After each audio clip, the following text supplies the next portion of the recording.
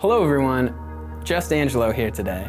Today I'm going to talk about growing lettuce indoors. So lettuce is one of the easiest plants to grow indoors because it doesn't need a lot of light and it doesn't need a lot of nutrients. You can grow lettuce indoors in a couple different ways. The easiest is by getting yourself a pot full of soil with a little saucer to catch all the extra water, some seeds, and you're just going to toss them in there and then cover up the soil, water it, and put it in a well-lit window. So when thinking about where to put your lettuce, you need to think about light. If you have a strong, direct light, that's great, but it means you're probably gonna have to water your plant more often, probably around 2 to 3 times per week.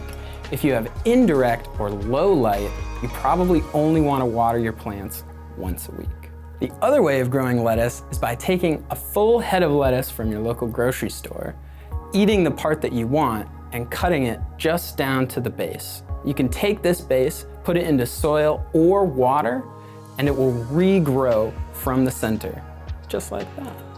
Now, if all of this sounds way too complicated for you and you don't want to think about light, you don't want to think about water, you don't want to think about soil, anything like that, simply just buy a hydroponic garden.